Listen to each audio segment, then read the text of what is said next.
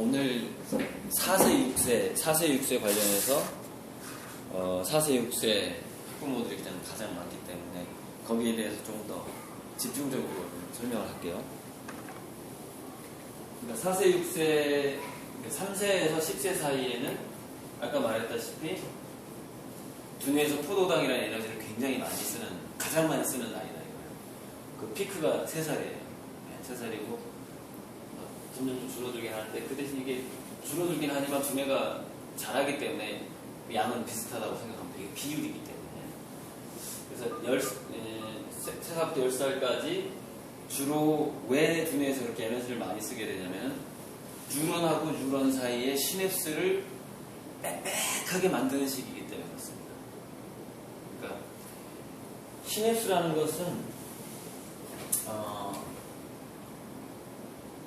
일종의 뭐라고 하냐면 우리가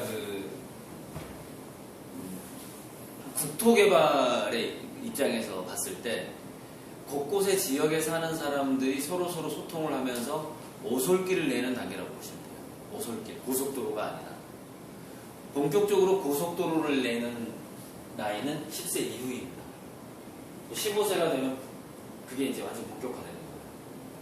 그때부터 이제 성인의 단계로 들어가는 거죠. 근데 지금 이제 우리 어머님 자녀들은 자기들끼리 뉴런끼리 막 오솔길을 내는데 일종의 어느 길이 자기의 길인지를 모르는 거예요.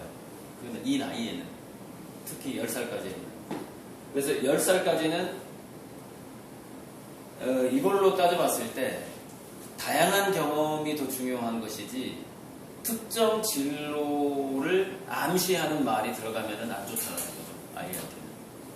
일단 그 작은 길을 많이 만들어 놓는 게 최고다 이거죠. 이 나이 때는 4세, 6세. 그러니까 다양한 체험인 거죠. 다양한 체험. 근데 다양한 그 체험이 이것만 얘기해버리면 이제 어머님들이 그 마이너스적인 일을 할 가능성이 많은데 그 다양한 체험이 역시 자기주도적으로 이끌어줘야 주는 다양한 체험이어야 되는 것이죠. 그러니까 그 나이 때까지는 다양한 체험을 해야 된다 하더라 그러면서 끌고 다니면 마이너스가 되는 거예요. 왜 끌고 다니면 안 되냐면은 이 나이 때는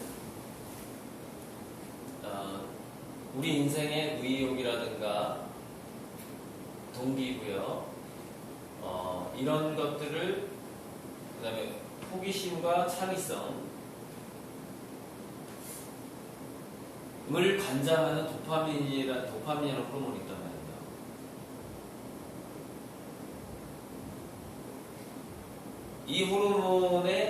이 호르몬이 두뇌에서 팍팍 잘 나올 수 있도록 어떤 통로를 만든단 말이에요. 우리가 보일러 공사하듯이 이 관을 쭉 깐다고 보시면 돼요. 두뇌에다가. 그 나이가 3세부터 10세까지입니다. 그래서 도파민이라는 것은 가장 관련된 게 일단 음식을 접하는 습관, 먹는 것을 어떻게 접하느냐의 문제. 무슨 얘기냐면은 이 나이 때 먹을 것을 억지로 먹이면 도파민이 위축됩니다. 배고플 때까지 기다리는 게 원칙이에요. 배고픈 상태에서 먹을 것을 갈구할 때 도파민은 가장 많이 나오기 때문에 그렇습니다. 그래서 이 나이 때 3세에서 10세 사이에 키가 크는 성장에만 관점을 맞추고 하루 세끼를 꼬박꼬박 먹이려고 하는 엄마들은 뭐라고 할까? 알맹이는 빼뜨리고 껍질만 키우고 있는 상황입니다. 그건 양육도 아니고 교육도 아니고 사육에 가까운 행위를 하고 있는 것이죠. 하루 세끼를 먹인다는 그 욕심. 최근에 후성유전학이라는 학문이 있는데 그거는 탄생 이후에 후천적으로 유전자가 어떻게 바뀌는가에 대해서 연구하는 학문입니다. 후성유전학에서 10세 전후에 간헐적인 단식을 체험하지 않으면 그 본인도 평생 면역력이 떨어지고 그 떨어진 면역력이 3대까지 쭉 유전된다는 그런 연구 결과가 있습니다. 배부르게 먹이는 것이 결코 좋지가 않습니다. 굶기라는 얘기가 아니라 먹는 거에서부터 자기주도적으로 어떻게 먹을 것인가, 즉 자기주도적으로 자기가 먹을 것을 아이들에게 요리 같은 것을 현재 시키고 있는가, 같이 참여시키고 있는가, 부엌에서. 그 다음에 그 놀이하고 체험을 그 아이가 좋아하는 것을, 그러니까 우리가 코치나 멘토나 부모가 아이들의 반보 앞에서 리드해야 된다라는 그런 얘기가 많았었는데, 지금 그렇게 하면 안 돼요. 아이의 반발짝 뒤에서 따라가야 됩니다, 부모가. 아이가 먼저 어디로 선택하는지가 굉장히 중요한 거예요. 그것을 따라가면서 후원을, 서포트를 해줘야 되는 것이지, 이리 가는 게 좋아, 이 체험하는 게 좋아, 이런 식으로 해버리면 안 된다는 얘기예요. 그럼 도파민이 줄어드니까. 그럼 이 도파민이 먹는 거하고 놀이 체험에서의 자기주도성, 이 굉장히 중요한데, 자기주도성이라는 것은 아이의 기준에서의 자기주도성이잖아요. 자, 그럼 그 아이는 어떤 식의 행동을 많이 하게 될까요? 위험한 행동을 많이 하게 돼요. 그래서 이게 이제 둘 중에 하나를 선택해야 되는 거죠.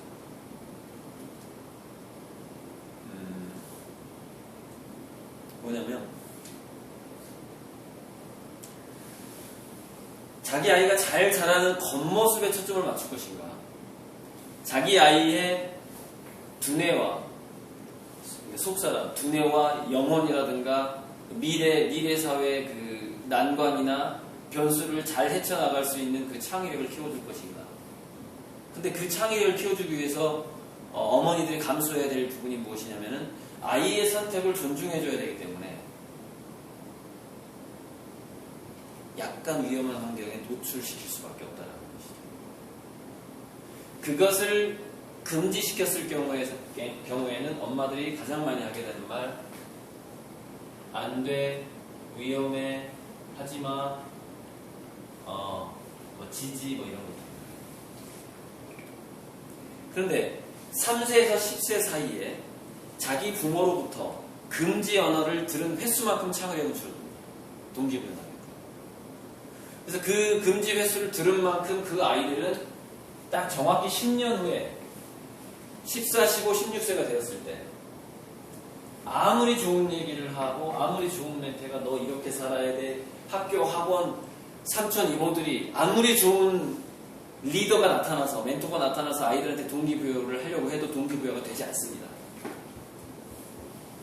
왜 그렇죠? 동기부여는 도파민이 있어야, 도파민의 양이 기본적으로 있어야만 되는 거기 때문에 그렇습니다. 그래서 동기부여하고 창의성 두 가지가 같이. 여러분, 창의성이라는 것은요, 어디서 오는 거냐면, 뭔가를 시도해보고자 하는 실행력과 에너지에서 창의성이 오는 거예요. 많이 생각해보고 많이 시도해보는, 특히 젊었을 때, 그러니까 어렸을 때하고 한 35세까지라고 볼 수 있겠네요. 그때까지 그 같은 시간에 굉장히 다양한 것을 시도해보고자 하는 그 에너지에서 결국 창의성이 오고, 특히 아이들이 그 중고등학생, 대학생이 됐을 때 바로 그 에너지를 교수들이나 교사들은 가장 좋아합니다. 그래서 더 이끌어주려고 하죠. 그 아이가 에너지가 있기 때문에. 근데 그 에너지를 죽이는 연령대가 3세에서 10세 사이에 과잉보호입니다. 이것을 어떻게 잘 관리할 것인가의 문제. 그 다음에 자기 아이가 3세에서 10세 사이에 혹시 ADHD의 성향이 있는 것으로 밝혀졌을 때, 진화생물학적으로 전 인류 25%는 ADHD의 경향을 가지고 있습니다. 뇌가 그렇게 발달을 하게 되어 있어요. 왜 그러냐면 그거는 파수꾼의 DNA가 필요하기 때문에 그런 건데, 어쨌건 특히 자기 자녀가 산만한 기질을 가지고 있었을 경우에 명심해야 될 것은 무엇이냐. 산만한 두뇌는 늦게 꽃이 핀다는 거예요. 대기만성형이라는 거예요. 그러니까 ADHD 성향을 가지고 있는 두뇌의 특성은 뭐냐면은 보통 아이들이 14세, 15세가 됐을 때 자기가 공부해야 되는 것에 집중할 수 있습니다. 보통 아이들은. 근데 산만한 아이들은 그 집중을 할 수 있는 시기가 약 10년 더 늦게 옵니다. 무슨 얘기냐? 산만한 아이들은 일단은 우리나라에서는 명문대를 갈 수 없다고 보면 됩니다. 근데 그 아이들이 명문대를 갈 수 있는 길이 열렸죠, 지금. ADHD 성향을 가진 아이들의 특성은 뭐냐면은 산만한 대신에 실천력이 강합니다. 그 기질은 뭐냐? 지금 당장 하고 싶은 것을 당장 하지 않으면 못 참는 성격입니다.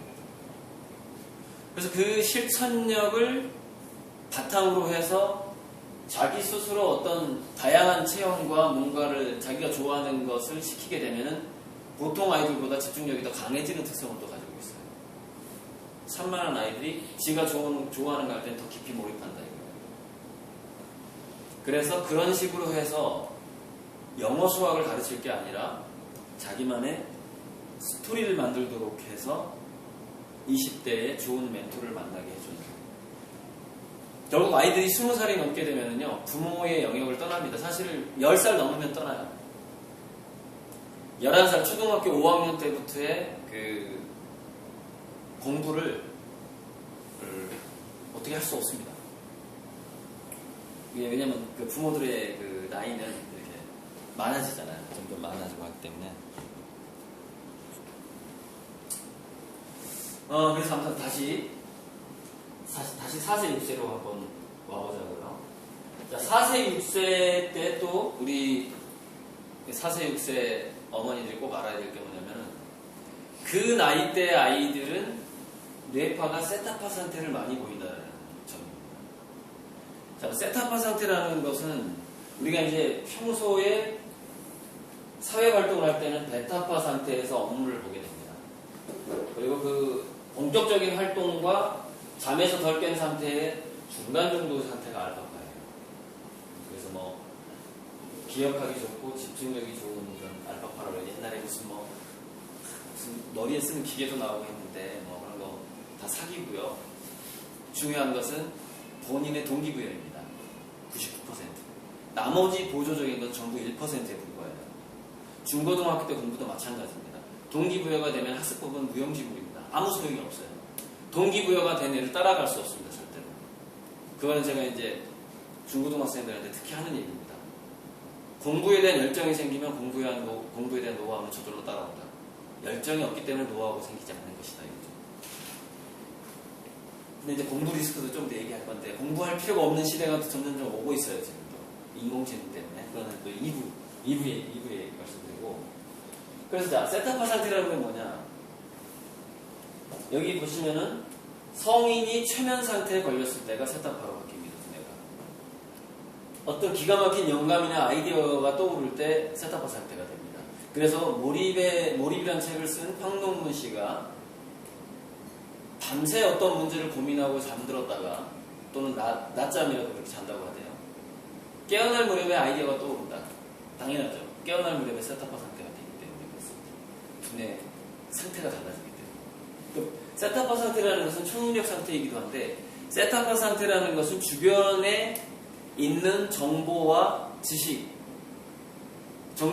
온 우주에 깔려있다는 게 지금 인지과학자들의 공통적인 의견이거든요. 알이라든가 지식이라는 것이 모든 공간에 있다 이거예요. 거기서 우리는 언제든지 영감을 받아낼 수 있다 이거예요. 중요한 것은 영감이 안테나가 발달되지 않기 때문이라는 것이죠.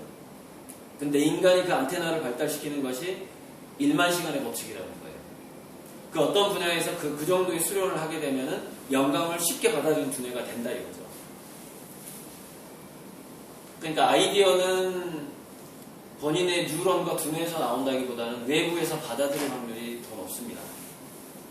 자, 그런데 4세, 6세 아이들이 바로 그 세타파 상태를 유지하게 됩니다.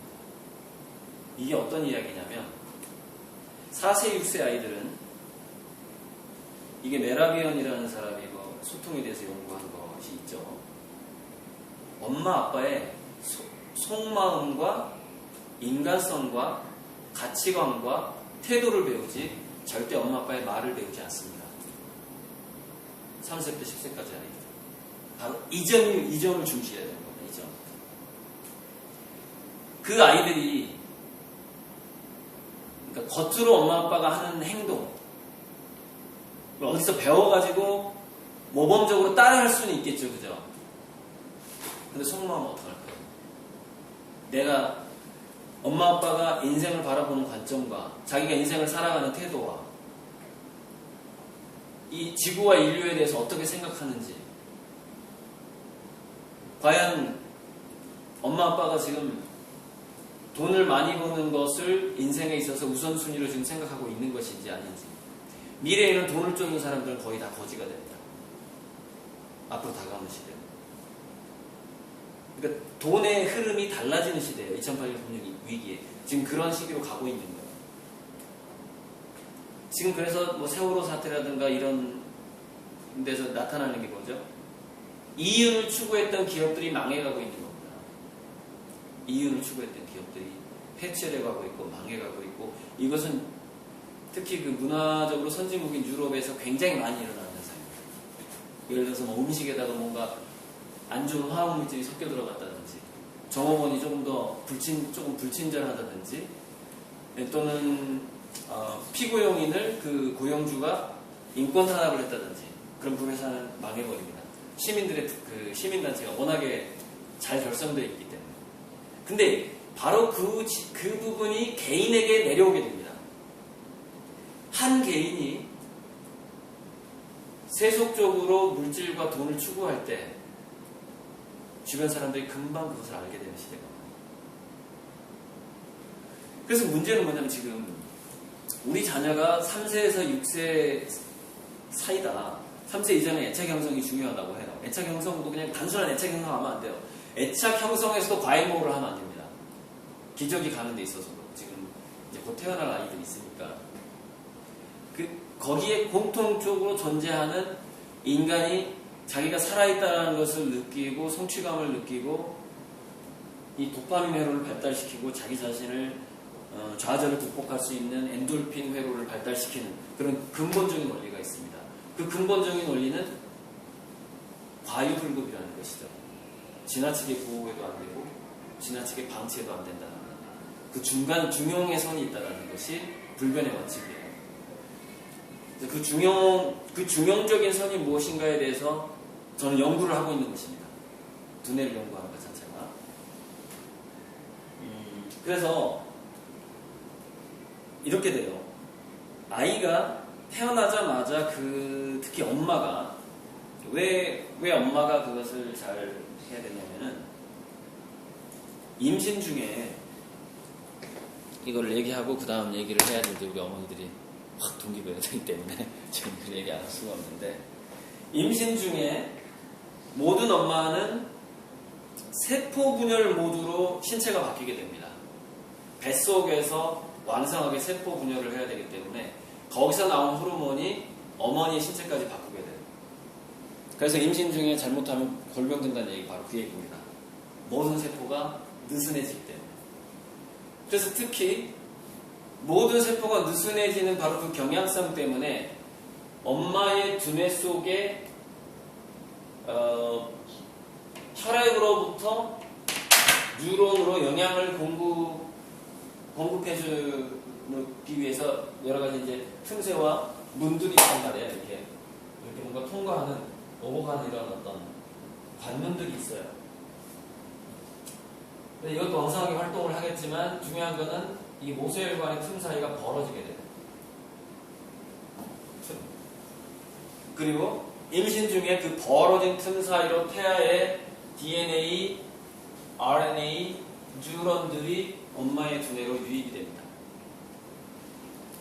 그래서 모든 엄마의 두뇌와 신체 조직에는 자기가 임신했던 아이의 RNA, DNA를 가지고 있고 특히 엄마의 두뇌 속에는 자기가 임신했던 태아의 뉴런을 가지고 있습니다. 그래서 굉장히 쌍둥이 관계가 되어버리는 거예요. DNA적으로. 그래서 엄마의 두뇌의 현 상태가 그 엄마가 죽어서 사라질 때까지 또는 죽어서까지 지속적으로 영향을 줘요. 그러니까 자기 아이를 유치원이나 학교에 맡기고서 긴장을 풀어버리잖아요. 좋을 수가 없어요. 실시간으로 연결되어 있기 때문에. 그래서 통계적으로 이런 통계가 나옵니다.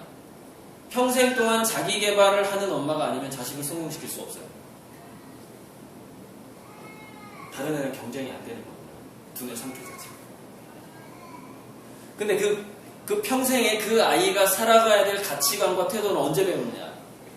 3세부터 10세 사이에 주로 그 엄마가 어떤 사고방식을 가지고 있는가를 그대로 복사하고, 그게 세타파의 위력이에요. 보이지 않는 부분까지 복사하고.